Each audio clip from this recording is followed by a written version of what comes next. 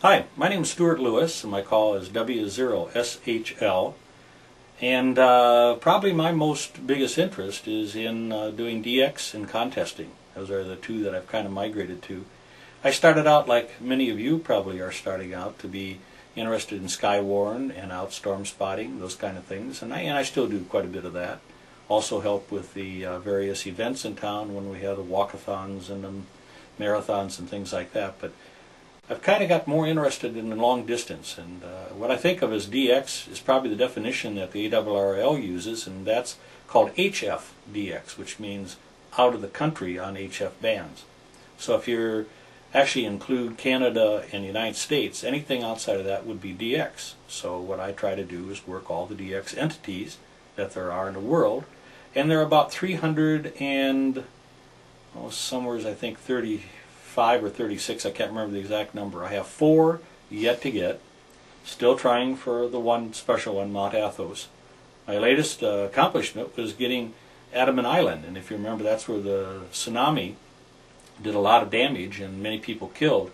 And they were actually on for the first time in 35 years and were cut short after 2 weeks of operation, or a little over 2 weeks, and went into emergency mode. So they showed the emergency side of amateur radio, and I think that'll open it up for more contacts to places like Andaman Island. I have a station here that I've built over many years. I didn't start with all of this. I kind of built up and kept changing, buying more stuff, exchanging with other people, selling, of course, some stuff. Let me kind of describe for you what I have. I have a Dell computer underneath the floor here, and I've got 2 monitors. I'm using XP. And the 2 monitors allow me to stretch across the DX-based program that I use to keep track of all the contacts I've made. Everything's kept on the computer. And by the way, I do have 1 paper copy plus about 5 soft copies, because if I lose this, I don't know what I would do. I'd never be able to recreate it. But the program keeps track of which countries I've made contacts with, which bands they've been on, what particular mode, whether it's RIDI or digital or phone or CW. And I can check at any time to see what it is that's available. There's an internet access connection with the program, connects me directly into the internet, and that goes into a DX information small window on the screen. We'll show you that later.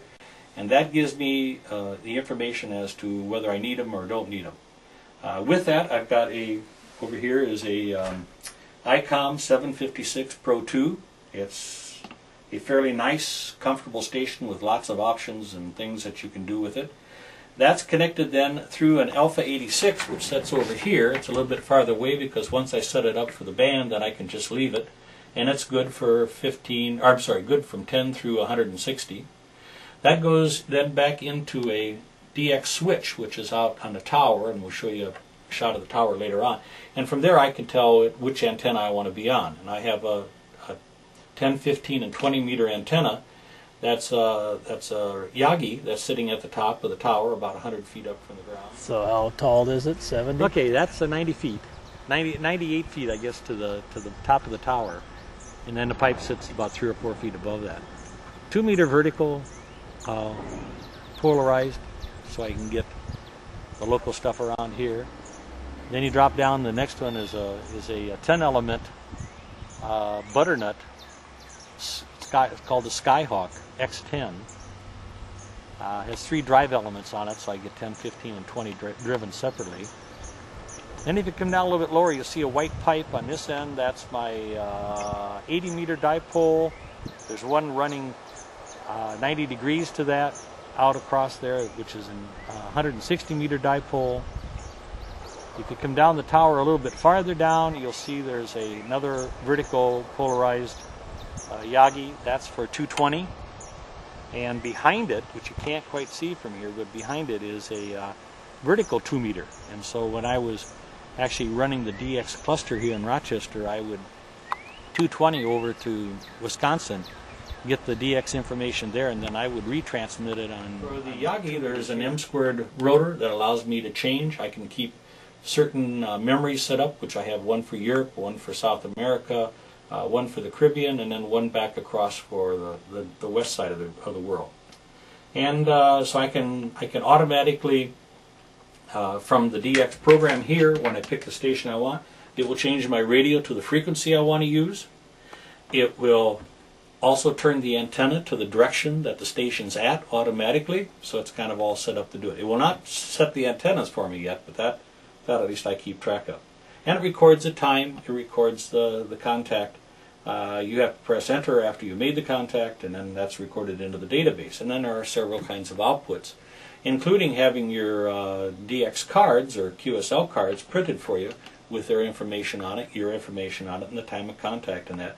And you can also print an envelope if you happen to have the address for the person that you're going to send it to. And so if you get that kind of all automated, it works pretty good. Interesting cards that I've gotten in a long time. This is Adam and Island. That was VU4NRO, and you can see the little check mark up here in the corner. And that's who I contacted.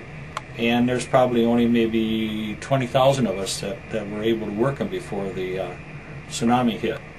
Card's a little bit damaged, as you can see. It's been torn in the corner a little bit, and someday I may ask for a new one from them. But I don't really have to have a new one, and I've got the originals, so I can send it in for my DX accreditation with ARRL. So get that. Get a package of cards in the mail every so often from the DX Bureau. That's if you belong to ARRL, and you can see here's one for European Russia. There's Brazil, and you just go down the line. Austria, there's one for Germany, DK6WL, and you just go down through the cards. And so every so often I get a nice card, a stack of cards in the mail, and an envelope, and of course I run right down and start going through to see, is there any new ones or who have I contacted, because it's kind of fun to, it's like fishing, you know, you get to open up and you find something brand new in there, and I think that's probably the thing that intrigues people most about DXing. Although you can have, you know, lots of friends. I have a friend who comes here to the clinic because his brother is a doctor here. He's from Northern Ireland, and he and I talk on HF and the internet both. So sometimes he'll send me a note and say, I'm on 20 meters, such and such frequency, and I'll switch over, and then he and I will just gab back and forth, you know, do a little what's called rag chewing, and spend time talking to each other. Though he gets interrupted a lot because there are people that want to work him. I don't seem to get as many interruptions. I guess maybe Minnesota isn't as a desirable a place as Northern Ireland or Adam Island or something like that. Over here is the station that I use most of the time without running ham radio, and I have a program on there called VE7 Charlie Charlie. It's a spider program that allows me to see what contacts people have talked about into the program, or put the information in the program. I can see those contacts and decide if there's anything that I'm really interested in operating. If I find something very special, for example, Mount Athos is on and I would see it here, then I'd immediately jump over to this station, set it back up again, and be ready to operate. It takes a little bit of time for the Alpha 86 to warm up, but at that 3 minutes seems like about 15 when you're waiting, when you got a contact you've never made before. But, you know, that's part of the game.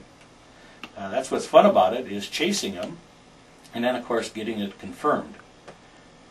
So that's what I do a lot. I enjoy that. I get 2 meters in a car. I run APRS also in the car. I run APRS down here if I want to get on through the internet.